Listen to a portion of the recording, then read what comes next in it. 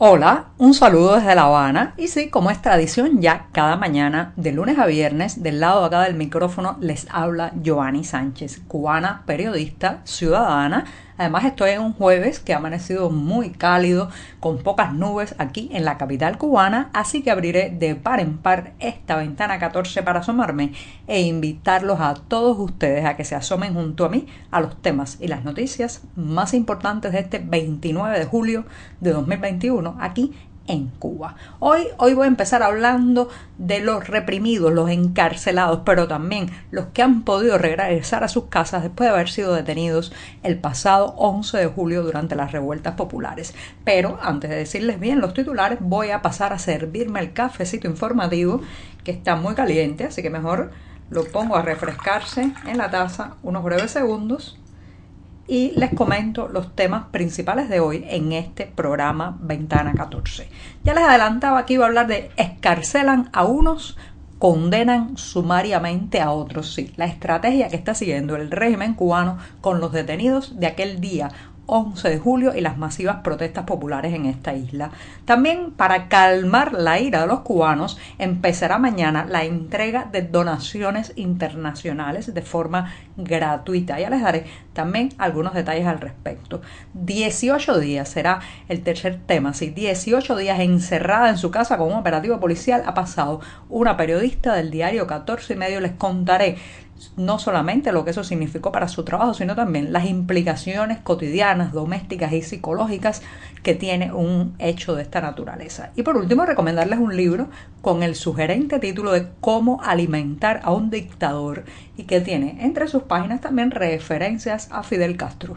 Dicho esto, presentados los titulares, ahora sí voy a tomar la cucharita, voy a revolver el café, que está caliente todavía, pero amargo, aunque siempre necesario, como me gusta a mí.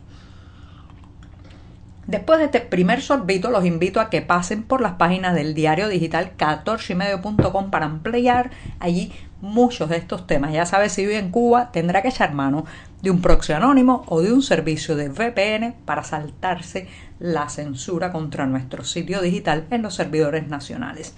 Dicho esto, me voy a la primera cuestión, que debería ser el reclamo principal y protagónico que insistamos todos los días en repetir desde el pasado 11 de julio, y es la liberación inmediata y sin ningún tipo de penalización de los detenidos en aquellas manifestaciones populares. Ya saben que además de la violencia policial, los golpes también que pues dieron las tropas, no solamente uniformadas, sino también parapoliciales y paramilitares que desplegó el oficialismo cubano, hubo muchos arrestados, muchos detenidos. El número es difícil de precisar. Algunas organizaciones han logrado ya tener los nombres de alrededor de 600 personas detenidas, pero también se habla de miles, porque muchas familias, señoras y señores, tienen miedo a denunciar que su pariente fue arrestado ese día, porque creen que callarse, que mantenerse en el silencio puede ayudarlo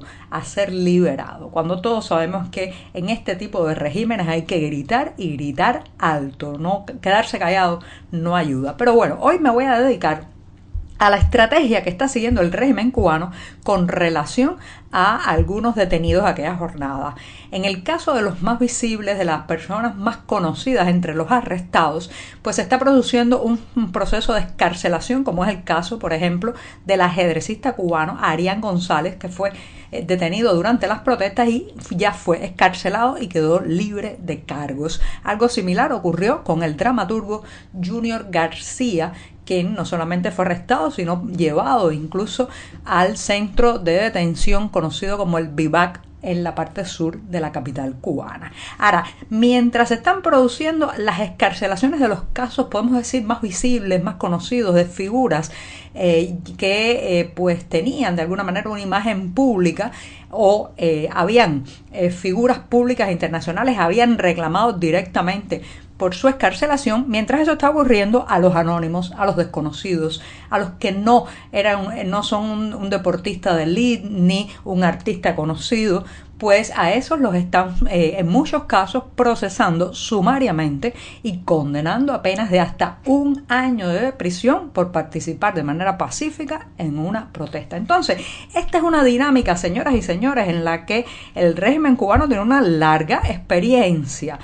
Por eso es que la responsabilidad de visibilizar cada caso de cada uno de los detenidos es algo que debemos promover en las redes sociales, en cada micrófono que se nos acerque a la boca por estos días, en todos los foros posibles, porque esa gente anónima es a las que la maquinaria represiva cubana quiere moler del todo. Esto, reitero, es una larga estrategia. Recuerden, durante la Primavera Negra de 2003, cuando 75 opositores, entre ellos también periodistas independientes, fueron a la cárcel condenados a altas condenas de prisión de varios años. Bueno, pues allí se dio el caso que hubo grupos, partidos opositores y grupos disidentes donde el líder, la figura principal, no fue encarcelada, pero sí buena parte de los miembros de la organización, de una manera de no descabezar, sino quitar el sustento a un partido opositor, pero no tocar a la figura más visible. O sea, esto es una vieja maña represiva que el gobierno ha aplicado varias veces y ahora lo está haciendo con los detenidos del 11 de julio, escarcelando a los más conocidos, a aquellos por los que ha clamado algún tipo de organización o figura pública internacional, y simplemente juzgando de manera sumaria en juicios ejemplarizantes y con muy pocas garantías procesales a los ciudadanos anónimos, a las personas desconocidas, a esos que estaban en su casa, salieron cuando oyeron los gritos de libertad o patria y vida, se sumaron a la marcha y ahora están tras las rejas. Así que reitero, visibilizar sus casos, seguir gritando dentro y fuera por su excarcelación inmediata y sin ningún tipo de penalizaciones es algo en lo que todos somos responsables y debemos hacer. Bueno, me extendí un poco en el primer tema, me voy a dar el segundo sorbito del día. Y con esto paso a las migajas. Hemos hablado en este programa en varias ocasiones que después de esas protestas, pues el oficialismo, la Plaza de la Revolución, ha querido aplacar un poco la ira popular y está dando migajas, hay que decirlo así, porque realmente son pequeñas prebendas, pequeños gestos que tratan de aplacar, reitero, el malestar, la indignación que recorre la isla. Y en este caso, pues repartirán a partir de mañana donaciones internacionales de alimentos, especialmente granos, pastas, azúcar y todo esto de manera gratuita. Señoras y señores, desde que yo tengo uso de razón no recuerdo que hayan repartido nada gratuito de alimentos en este país, incluso tras fenómenos meteorológicos como huracanes o tornados en que las familias perdieron buena parte de lo que tenían y se quedaron sin nada. Las donaciones como colchones, como materiales constructivos para reparar sus casas, alimentos, incluso agua embotellada, se le vendía a estos damnificados de, reitero, fenómenos meteorológicos y de otro tipo de incidentes. Por tanto, que ahora se vayan a distribuir estos módulos de manera gratuita, lo único que señala es el nerviosismo, el pánico, el terror que se ha adueñado del oficialismo cubano, que está dispuesto incluso a entregar estos llamados módulos que, reitero, tienen granos, también tienen un poco de azúcar, tienen pastas, carne enlatada, aceite, atún, en fin, arroz. Van a distribuir estos módulos de manera gratuita. Y fíjense qué interesante, si esto está evidentemente hecho para apaciguar y calmar los ánimos o callar las bocas, que van a empezar por las regiones donde las protestas fueron más intensas, como en La Habana, Matanzas, Ciego de Ávila, Santiago de Cuba, Holguín, las provincias en las que de manera hubo un volumen de protestas mucho mayor. Ahí es donde van a empezar a distribuir, reitero, este módulo gratuito de alimentos. ¿De dónde viene? Fundamentalmente de donaciones que ha hecho Rusia, México y Nicaragua. Así que ya sabe, quieren callarnos la indignación metiéndonos un módulo de alimentos en la boca, que esta vez y por solo esta vez parece que será gratuito. Bueno, me voy rápidamente.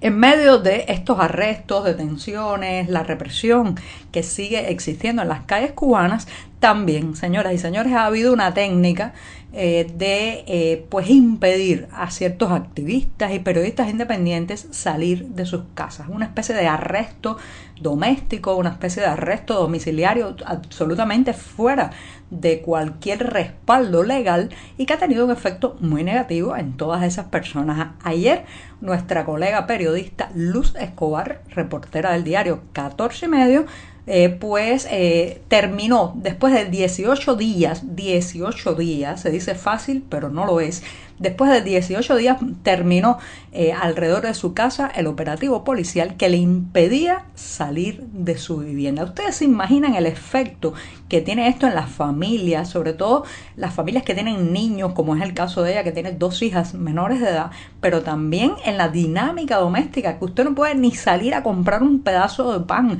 que tiene que esperar a que amigos, familiares se ocupen de llevarle los alimentos porque ni siquiera la dejaban salir a comprar comida. Señoras y señores, esto tiene unos efectos devastadores psicológicamente para la persona. Por tanto, no solamente es terminar con los huesos en un calabozo, no solamente es que te golpeen, es que incluso encerrándote dentro de tu casa te causan un daño no solamente profesional para ejercer la reportería en las calles y informar sobre la realidad, sino también en un daño a tu familia, un daño a tu equilibrio emocional y una inseguridad permanente que ni siquiera dentro de tu propia casa puedes estar seguro, porque la casa termina convirtiéndose en una celda. Bueno, me voy recomendándoles un libro que está hecho a partir de los testimonios de los cocineros, ¿sí? Esos mismos los que realizaban los platos predilectos de algunos dictadores muy conocidos durante el siglo XX. Es un libro escrito por un periodista polaco, está publicado con el sugerente título que va cómo alimentar a un dictador. Y adivinen quién está mencionado en el libro, con varios testimonios de un cocinero que elaboró los alimentos para Fidel Castro durante varios años. Bueno, pues sí, el dictador cubano está reflejado en este libro, Cómo alimentar a un dictador, que parece ser muy interesante desde el punto de vista de las recetas, desde el punto de vista de las historias, pero también de ver cómo en esas mesas no faltaba lo que escaseaba tanto en las mesas cubanas de aquellos años. Bueno, con esto me despido esta mañana, que será viernes. Muchas gracias.